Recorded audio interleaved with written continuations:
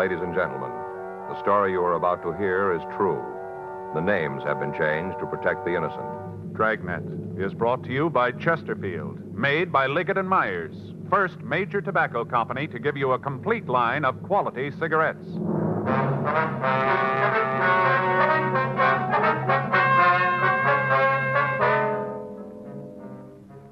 You're a detective sergeant. You're assigned to burglary detail. You get a call that a clothing store in Hollywood is suffering losses. The value of the stolen property is over $12,000. There's no lead to the identity of the thief, no pattern to his M.O. Your job, get him. Today, you hear these three words everywhere. Chesterfield's for me. The cigarette tested and approved by 30 years of scientific tobacco research. Chesterfield's for me. The cigarette with a proven good record with smokers. And first cigarette to have such a record. Chesterfield's for me. Chesterfield gives you proof of highest quality, low nicotine. The taste you want, the mildness you want. The Chesterfield you smoke today is the best cigarette ever made. And best for you.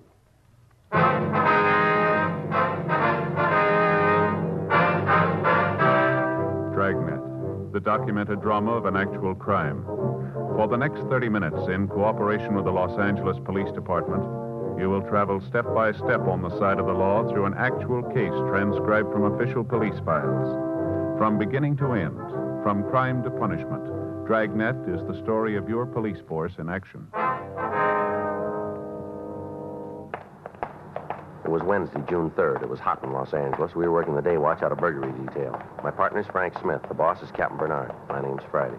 We were on our way out from the office, and it was 9:56 a.m. when we got to 1592 Vine Street, Dodd's men's store. Excuse me? Yeah? Wonder if you can tell us where you can find Leonard Dodds? Yeah, that's him, fella back there in a blue suit. Thank you. Thank you. Well, I don't know how it happened, honey. No, I just came in this morning and I noticed the stuff was gone. Well, the whole shipment of suede coats haven't even been unpacked yet. Yeah, about 24 of them. Were white with a button-down collar. Yeah, I called the cops and the insurance company. Yeah, well, about 12,000. Well, a couple of customers just came in, honey. I'll call you back. Yeah. Well, don't worry about it. Goodbye. Yes, sir? Can I help you, gentlemen? Mr. Dodds? That's right. Police officers. This is Frank Smith. My name's Friday. How do you do, sir? You reported a burglary this morning? Yeah, you guys from Hollywood? No, sir. We're out of Central. I didn't think I'd seen you around here before. You want to tell us what happened? Yeah, come on back to the storeroom. When did you first discover the theft? Well, this morning when I came in, I went back here to unpack some new merchandise, and I found most of it gone. Here, I'll get the door. Now, this is our storeroom. When we get a shipment from the east, the cases are kept here until we get a chance to unpack them and check the invoices. I see. Was all of the stolen merchandise taken from this room? I'm not sure about that. I do know that a shipment of suede jackets and waistcoats was in here. It's gone now. A couple of cases of shirts, too. The only way I'd have of knowing if they took anything from out in the store itself would be to make a complete inventory. Mm-hmm. What do you estimate the loss at? $12,000. When was the last time you saw the merchandise in here? Yesterday afternoon. About what time? Well, I'd have to guess at that. I'd say about 3 or 3:30. How many doors are there to the store here? Just the front one in the back, opens into an alley. What if we could see the rear door? Sure. Back this way. One of the first things I thought of, too, but it was locked. You opened the door this morning, did you? Yes, I found the stuff gone, then I checked the door. It was still locked. Uh-huh. You have an alarm system in the store? Yes, didn't go off last night, though. I see. Here's the door. You can see for yourself there's nothing wrong with the lock. How about it, Joe? No, there's no signs of it, Jimmy. Well, that's what I thought, too. I looked pretty close. Couldn't see any sign of where they got in. How about windows? Possible they got in through a window? No, I'm sure of that. Only 2 we've got are in the tailor shop. Here. Now, you can see them up there. Good 10 feet and barred. They couldn't have gotten in there. All right, we'll have our crime lab take a look. Who has keys to the place? Well, I've got one. Yes, sir, but who else? Well, there's just me and Al. Al? Yeah, Al Baker. He's sort of the assistant manager. Whenever I'm not around, he takes charge of things. Could we see him? Well, you can when he comes in. Listen, I don't want you to give him any trouble. I'd trust him with anything at all. I don't want you asking him a lot of embarrassing questions. All right, sir. How long has he worked for you? Oh, I guess it's been about 5 years. I don't think I could run the place without him. Sure wouldn't want to try. I see. Besides this Baker, how many people do you have working for you in the store? 3 others full-time. During rush periods, I call in extra help. Can you give us a list of their names? Yes, but you can be sure of one thing. What's that? Isn't anybody who works at the store did this. You seem pretty sure about that. Well, I know my people. All of them have been with me for a couple of years. I trust them all. I noticed that you're doing some remodeling here. How about the workmen? Possible one of them took the merchandise? Mr. Friday, do you know how much $12,000 in clothes is? Yes, sir, I have an idea. The both of you couldn't carry it in one trip. Not in a couple of trips. Whoever took those clothes was here a long time, and he worked hard getting them out of the store. Yes, sir, but about the workmen? It couldn't have been one of them. None of them have keys to the place. We have to open up to let them in, and they leave before we close. If they tried to get the things out of the store, one of us would have seen it. Couldn't possibly have been one of them. Frank? Yeah? You want to call the crime lab? Sure. Can I use your phone? Yes, it's on the counter in front of the store. I just don't understand it. Sir? Just doesn't seem to be any way they could have gotten all of the clothes out. No way at all. Well, they must have found one. 10:38. The crew from the crime lab arrived and went over the place. The whole store was checked, and all entrances and exits of the store were checked for fingerprints. Both the front door and the rear exit were examined, but there was no mark of a jimmy. The windows on the second floor were gone over, but the locks on them were secure, and there was no apparent way they could have been used to remove the stolen merchandise. We talked to the other clerks in the store. From them, we got approximately the same story that we'd obtained from the store manager. They verified that the merchandise had been on the premises at 3:30 p.m. the day before. None of them could say for certain that it was there after that, however. While Frank was checking with the members of the crew from the crime lab, I called the names of the employees into the record bureau for a check. Yeah, that's Baker, B-A-K-E-R. WMA, 46 years, 5 feet 10 inches tall, 156 pounds. Right. What? No, no visible marks or scars. Right.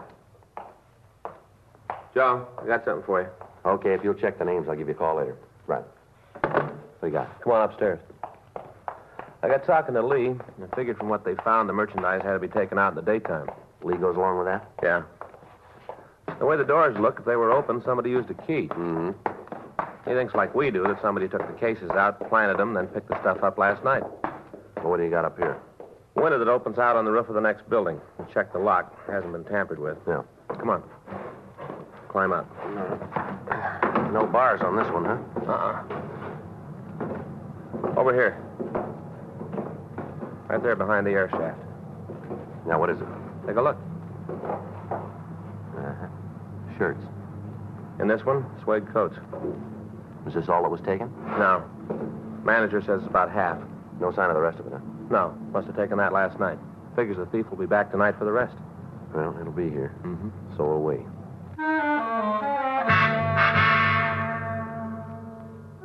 We asked the manager of the clothing store to keep watch on the cases of stolen merchandise while we made arrangements to place a stakeout on them. 12:14 p.m. The crime lab finished their investigation, and Frank and I talked with Lee Jones. He told us that he checked the fingerprints found on the doors and windows, but that all of them had been eliminated as they belonged to the members of the store staff or to the workmen. He told us that they'd found an impression of a tire print in the dirt of the alley next to the building where the stolen clothing had been found. He went on to say that they'd checked and had found that the truck belonging to the plaster contractor had tires of the same type that had left the impression. The canvas was made of the tenants in the building next to the clothing store, but they could give us no new information on the possible identity of the thief. 3:52 p.m. We checked back with the record bureau on the list of names of store employees. Yeah. When was that? Uh-huh. How long? You get out clean? Mm-hmm. Nothing on the rest of them, huh? Yeah. Okay, thanks. Bye.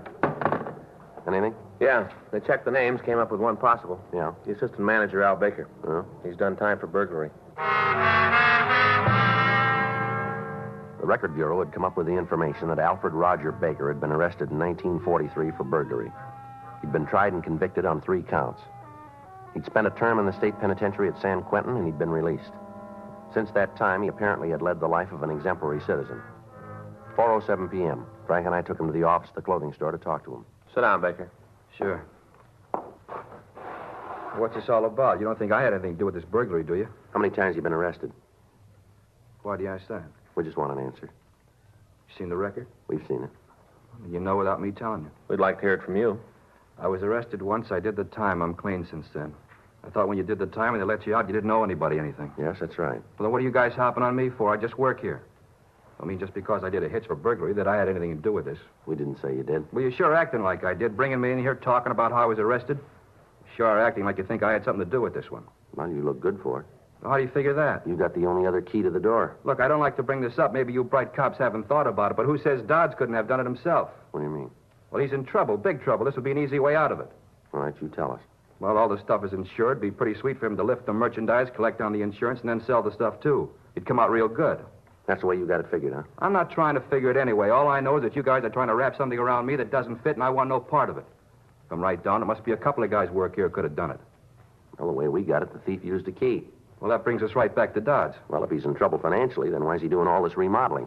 He hasn't got much choice. He's got to brighten this place up or he's going to lose what business he's got. You check into him. You look it up. You'll see what I'm talking about. It makes a lot more sense than you hauling me in here. Can you account for your time last night? From when? From the time you left here. Yeah, I can give you every minute. All right, go ahead. I left here at 6:30. That's the time I always leave. Who was here when you left? You mean who locked up? That's right. Leonard. He always locks up, always. Where'd you go after you left?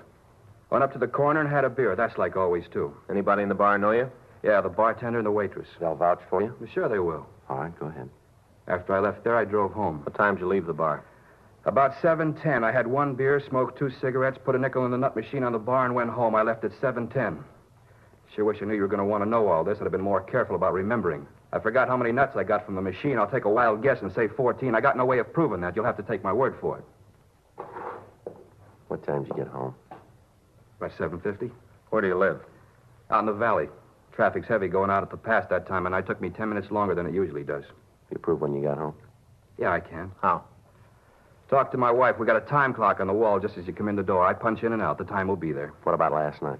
I was home all night. I had dinner, sat around and watched television, went to bed. You didn't leave your house, huh? No, not from the time I got home last night until I left this morning. Pretty bad, isn't it? How do you mean that? I can prove every minute of it. Look, you get off my back, cop. You start looking around, you'll come up with a lot of guys who had a lot more chance and a lot more reason to heist that stuff than I do. That won't be hard because I haven't got any. You sit tight and I'll show you who sold that stuff. Huh? Wait a minute. Where are you going? Just over to the desk. I want to show you something. What? You'll see. Hold it just a minute. Now, you show me what you want and I'll get it for you. Hey, you cops, you never learn, do you? Open the top drawer. This one? Yeah. All right. I'll open that one. All right, what do you want? A folder right there. This one? Yeah, that's the one. Put it up on the desk. All right. Go on, open it. Yeah? Now take a good look at the reason the stuff was stolen. What is it, Joe? Bills. There isn't anything in the store that's paid for. Take a look at them yourself. Here. Look here. Past due. Please remit. Your credit is important. Overdue. Past due. Go through the rest of them. They're all like that. There isn't a place in the country anymore that'll extend any credit to Dodds. Not one. You're looking for somebody who had a reason to steal the stuff? Well, there's your answer. You talk to Leonard Dodds. He's got the reason. Come in. Joe, Frank, see you a minute. I'll take it. Okay. Telling you, you got to lean on somebody. You lean on Leonard Dodds. He's the one. Don't come around here bothering me. Joe. Yeah? Yeah, what do you got? He might be telling the truth. Huh? Stuff on the roof. Yeah. It's gone.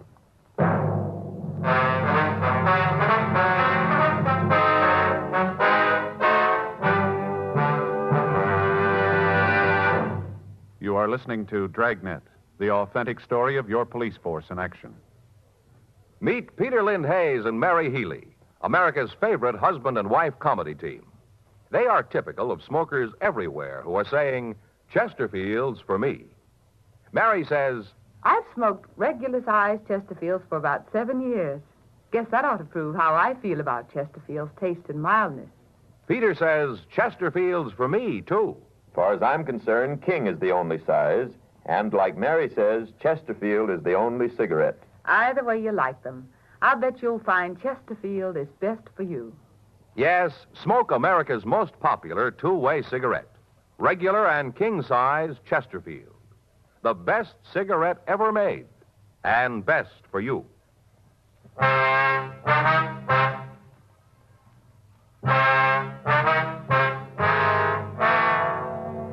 With the removal of the remaining packages on the roof, our main opportunity of catching the thief was gone. We questioned the people in the store about it. From them, we learned that the manager, Leonard Dodds, had brought the cases of clothing into the store himself. We talked to him, and he offered as an explanation the fact that the insurance company wouldn't like him leaving a supply of expensive suede coats up on the roof. He went on to say that catching the thief was our business, but we were not to interfere with his running of the store and any attempt to apprehend them. We tried to question him regarding the accusations made by the salesman Al Baker. He said they were ridiculous and that we should know better than to listen to the accusations made by an ex-convict. He went on to say that he resented the questions we put to him and that if we intended to continue, he would have to get in touch with his lawyer. We contacted the office and made arrangements for a stakeout to be set up on the roof of the building next door, and then Frank and I returned to the office to check further on Leonard Dodds.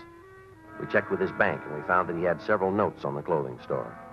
The head of the loan department told us that Dodds' payments had been irregular, and that at the time, he was overdue on one of the notes. We contacted the insurance company and found that Dodds had made a claim on the stolen merchandise that morning and had requested payment as soon as possible. We turned a list of the stolen articles over to pawn shop detail and asked them to see that the information would get into the hands of the second-hand dealers in the city.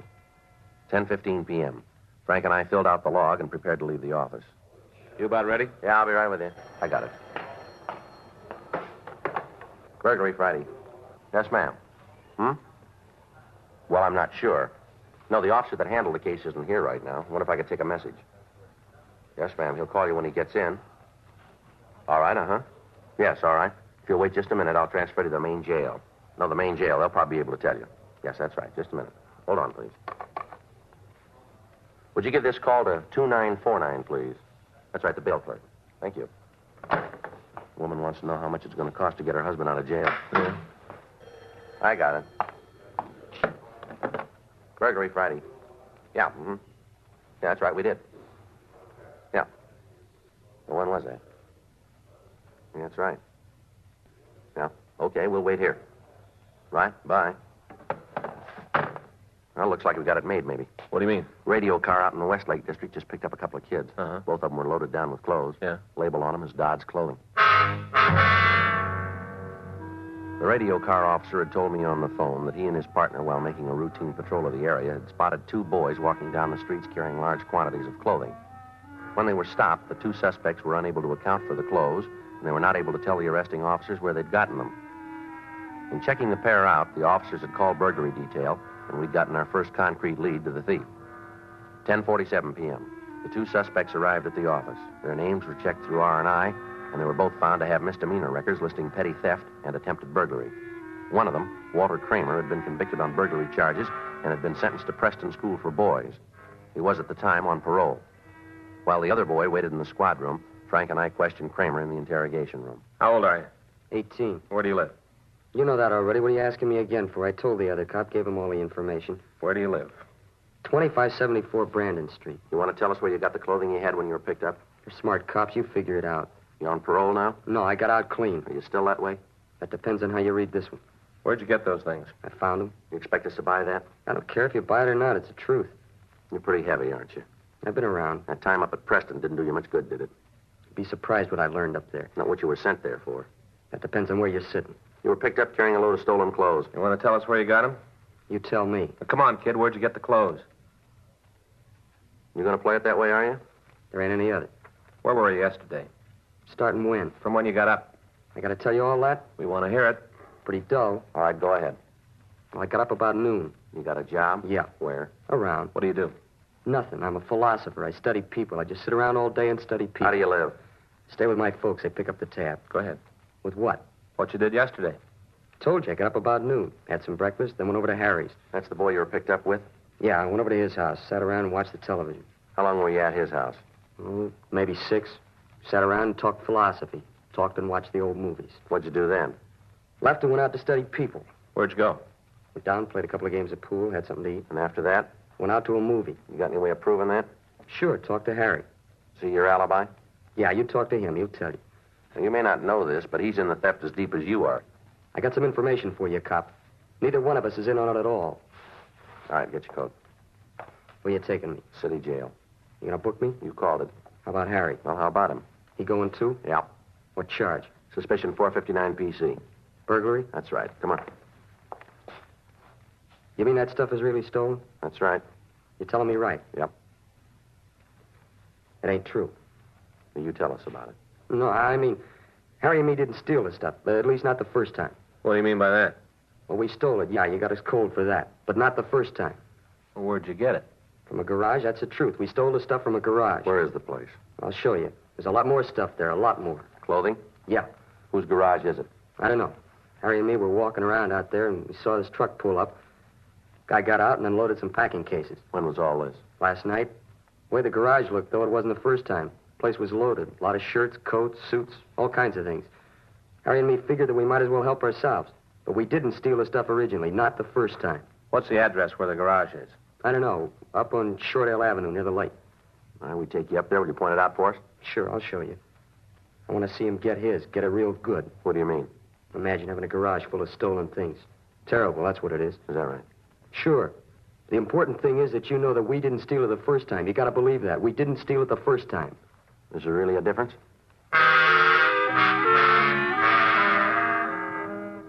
12:15 a.m. We talked to the suspect that had been picked up with Kramer. He gave us substantially the same story that we'd gotten from the first boy. They both agreed to take us out to the garage where they'd found the stolen merchandise. Before we left the office, we put in a call to the clothing store, but there'd been no report from the stakeout on the roof.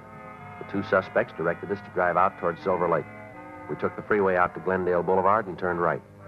We drove out to Loma Vista, and then we turned right again. The boys directed us up the hill and then onto a side street. We went about a half a block farther before they pointed out the house to us.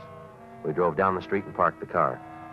Frank and I and the two suspects walked back to the house and into the rear of the yard. A two-car garage in the rear of the building was unlocked.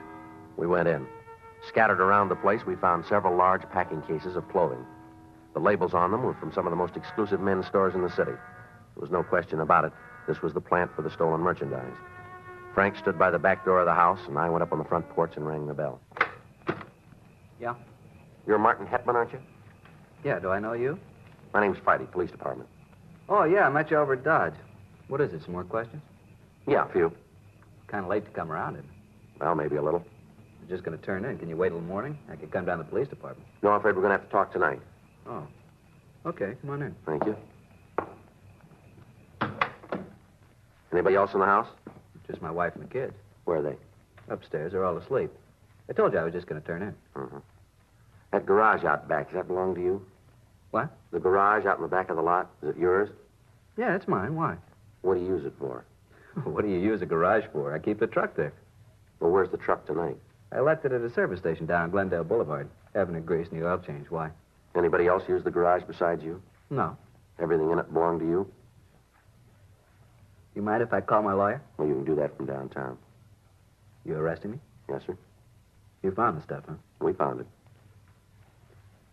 Got a cigarette? Yeah, here.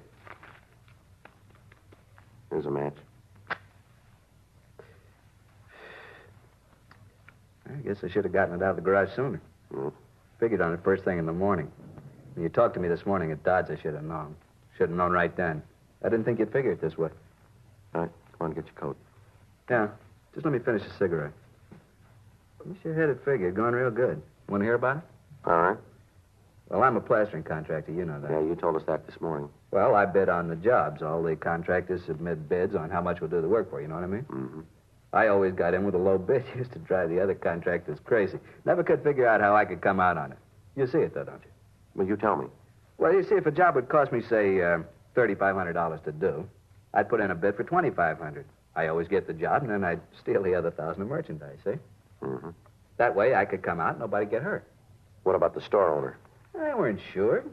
Only body in the middle was the insurance company, so you see, nobody really got hurt. You about finished with that cigarette now? Yeah, just about. You're pretty lucky, you know? Is that right? Yeah, sure. This was going to be the last time. I figured that after this, I'd be able to go it straight. Got my equipment all paid for, money in the bank. Figured I could go it straight. This was going to be the last time. Well, you were right, weren't you? Hey, you mind telling me something? What's that? How'd you tag me? How'd you find out? We caught a couple of kids breaking into the garage. They'd stolen some of the clothes. They were picked up, and they pointed the place out to us. Kids? That's right. Oh, about that. That's really terrible, isn't it? What is? Oh, this younger generation. Now, I had legitimate reason. I was just trying to come out. Wasn't anybody going to get hurt my way. But those kids. I hope you're going to put them away for a long time, little thieves. Come on, get your coat. Let's go. That's just awful. No sense of honesty at all. I sure hate to think of what the world's coming to. You want to tell me something, Hetman? Well, sure. What do you want to know? Well, you said you just stole the difference between what you agreed to do the job for and what it really ought to be. I got it right? Yeah, just the difference. Well, you hit the Dodge store pretty hard, didn't you? $12,000 worth? Well, you see, that was a kind of a deal. Well, I didn't get anything on the last job, not a thing, so I had to make up for it, you see what I mean? yeah. I had to come out some way. Nobody'd expect me to take a complete loss, would they? I wouldn't know about that. I just wanted what I had coming. Yeah, well, you're going to get it this time.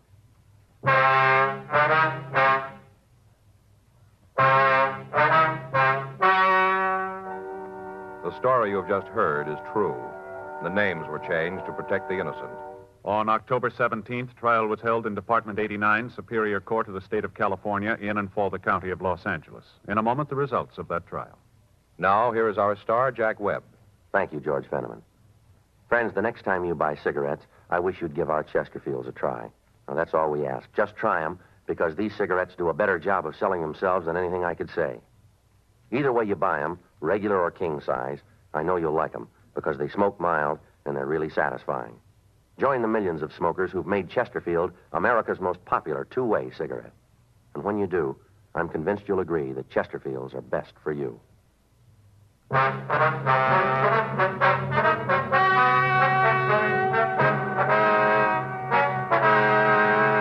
Martin Averill Hetman was tried and convicted of burglary in the second degree, 4 counts, and received sentence as prescribed by law.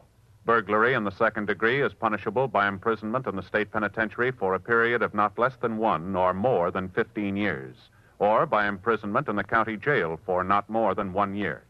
Walter James Kramer and Samuel Arthur Nicholson were tried and convicted of burglary in the first degree. Burglary in the first degree is punishable by imprisonment in the state penitentiary for a period of not less than 5 years. This is the year that the March of Dimes has started its polio prevention program. And your dimes and dollars are going to determine just how far this program is carried out. Join the March of Dimes and give extra. Give extra for victory over polio.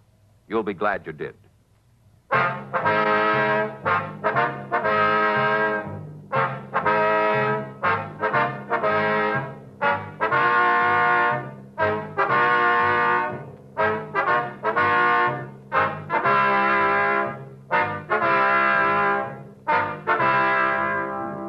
You have just heard Dragnet, a series of authentic cases from official files.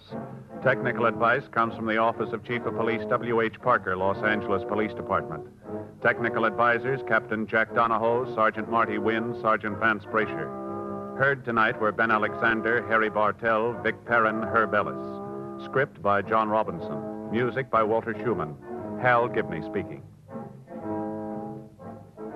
Watch an entirely different Dragnet case history each week on your local NBC television station. Please check your newspapers for the day and time. Chesterfield has brought you Dragnet, transcribed from Los Angeles.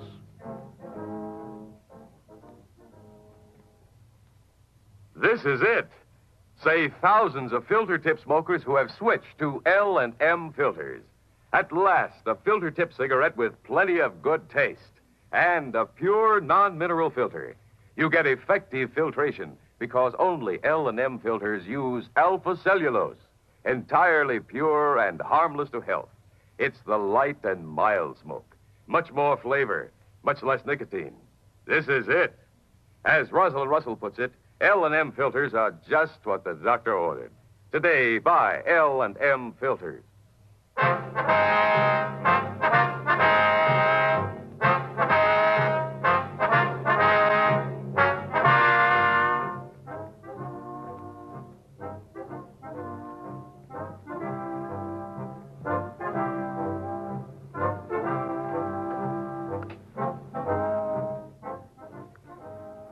Listen now to Barry Craig, next on the NBC Radio Network.